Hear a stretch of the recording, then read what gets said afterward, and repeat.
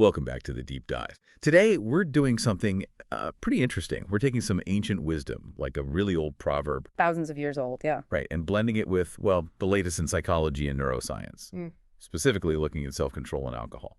We dug into some sources arguing that losing your judgment when you drink isn't just, awkward. It's framed as fundamentally unwise, a strategic mistake almost. So our mission here is to figure out why it's considered such a failure scientifically and philosophically, and importantly, what concrete things the sources say we can actually do about it. Yeah, and the starting point, the ancient text, is surprisingly blunt. It basically says, wine makes people mockers. Strong drink makes them loud or disorderly. Mockers and disorderly. Okay, and then the key part. Being led astray by it is an unwise choice. It connects the substance directly to the behavior and then slaps a judgment on it, unwise. What really jumps out is that direct line from action to consequence. It's a warning, basically. Don't give up your judgment just because of the mood or, the momentum building up. That core lesson feels powerful. Don't hand over control. Exactly. Wisdom means holding on to the reins, not letting the immediate feeling take over. Okay, let's get into the language itself, because it's not exactly clinical, is it? It talks about alcohol like it's alive, almost hostile. It really does. The source uses these very vivid sensory metaphors. It's trying to capture the experience of losing control. So what are they? The first one is wine is a mocker. The original term suggests the scornful, nasty comments aren't just from the person, but they're almost generated by the wine itself, using the person as a mouthpiece. Huh.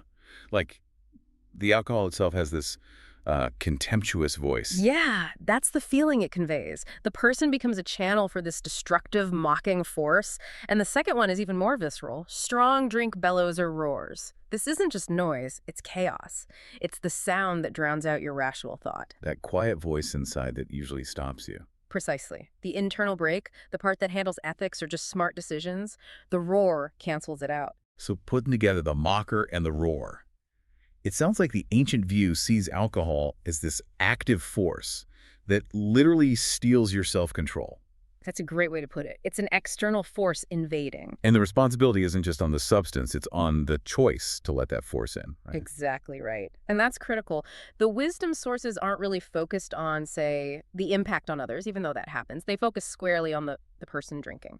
Why them specifically? Because the judgment wise or foolish falls on their choice. It's their reputation, maybe their career, their future that's most directly impacted by losing that control. So the responsibility to manage it is theirs. Okay, that leads us perfectly into the modern science side. Because, well, if the danger is so clear, why is it so hard to resist? Why do we give in? Yeah. This is where biology kind of sets a trap for us. The immediate reward bias. Explain that. Evolutionary thing. Totally. Think about our ancestors. Survival often meant grabbing resources now. Immediate food, immediate safety. Waiting might mean losing out. So we're wired for instant gratification. To a large extent, yes. And alcohol hacks that system perfectly. It floods the brain's dopamine system. You get this intense, immediate hit of pleasure, euphoria. Feels good right now. Exactly. And when that massive reward hits instantly, the part of your brain that thinks about next week or next month, it just gets sidelined. It dramatically undervalues future costs, like, wrecking your career or damaging relationships. So you're trading that quick buzz for potentially huge long-term problems. But hang on, aren't we supposed to be rational? Shouldn't our planning brain step in? It should, and we have the brain region for it, the prefrontal cortex, the PFC. Think of it as the brain's CEO. Long-term planning, impulse control, weighing consequences. That's its job. It's the brake. Okay, so what does alcohol do to the CEO? It basically slips it a sleeping pill. Alcohol systematically weakens the PFC's function. Almost immediately, its ability to forecast the future and hit the brake starts to falter. The brake is failing. Yeah. So the impulse engine takes over. That's it. Which explains why people get disinhibited, but it doesn't fully explain why they say scornful things or get disorderly like the proverb says. There's another piece, right? Yeah, this is where that psychological idea comes in. Alcohol myopia. Exactly. Myopia, like nearsightedness. Alcohol literally narrows your focus of attention. You become fixated on only the most immediate, obvious things right in front of you. Like what? Like the laughter, the music, the excitement, or maybe the argument you suddenly feel you have to win, or the joke you want to tell right now. And everything else just disappears. Pretty much. All that peripheral information, long-term consequences, how your words might actually land on someone else, the social complexities, it all just fades out of view. You are psychologically nearsighted. Which is exactly how you get led astray. You can't Yep. see where you're going. Precisely. You're just reacting to the immediate stimuli.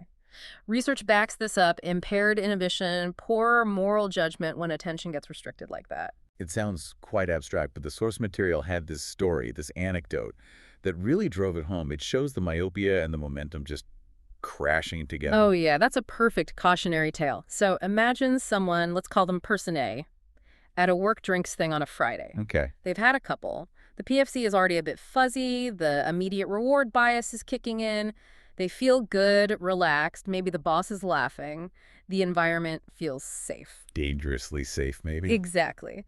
Then the conversation turns to office stuff, maybe a conflict with another team. Person A, caught up in the moment, wanting that validation, that laugh, Uh-oh. decides to drop a really scathing joke about the manager of that other department, something biting. And in that myopic state, it probably feels brilliant. Totally. They get the laugh, maybe some backslapping. That's the immediate dopamine reward. Hitting hard feels great. But the hangover isn't just physical the next day. Not at all. Someone overhears, maybe texts it, word gets around, Monday morning comes, PFC is back online, and bam, reality hits. The comment caused offense, shows terrible judgment, leads to actual consequences like loss of credit, maybe being pulled off a project. And the real failure wasn't just the bad joke itself, was it? It was getting carried away. That's the core of it. They drank more because the mood felt good. They escalated because the immediate reward was there. They traded careful planning for impulse. And the sources pinpoint that momentum-driven slide as the most unwise move. So if we loop back to the wisdom, Yeah. how do you fight this? How do you counter a biological trap that's wired into you? Well, the consensus seems to be you don't win by fighting the impulse when you're already halfway down the slide, when your PFC is compromised. Too late then. Pretty much. You win before you start, by setting limits, making decisions beforehand. It's all about preemptive self-control. Okay, so we need tools. Things you set up before the first drink to protect your future self from, well, your present self under the influence. The sources mentioned an if-then plan. How does that work against something so strong?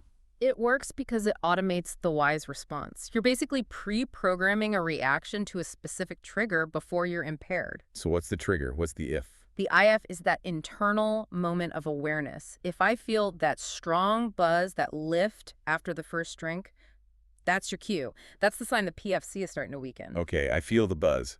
Then what? Then, immediately say out loud, just one more for me, and right then, order a mineral water. Order the water at the same time. Why is that part important? It's the action that locks it in. Declaring it helps, but physically ordering and getting the water creates an external commitment. It replaces the tempting object with a neutral one. You shift focus from counting drinks, which needs your weakened PFC, to just sipping water while you chat. It breaks the reward momentum. That makes sense. And there was also a quick mental cue, a mantra for when things are escalating. Needs to be simple, right? Super simple, easy to recall even when you're a bit fuzzy. The suggestion is wisdom over momentum. Wisdom over momentum. Yeah. Just a quick phrase to pull that pre-decided wisdom back into focus before the war takes over completely.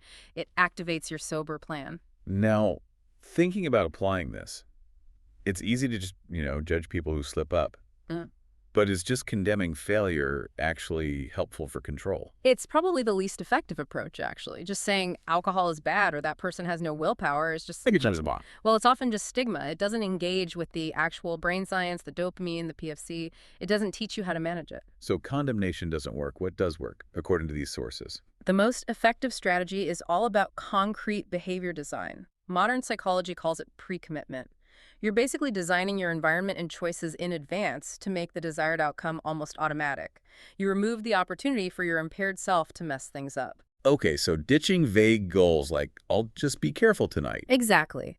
That relies on in-the-moment willpower, which is exactly what alcohol weakens. You need hard, specific rules set beforehand. What kind of rules are we talking about? Think quantity, frequency setting, concrete stuff, like a firm limit on how many times per week you drink, maybe just once.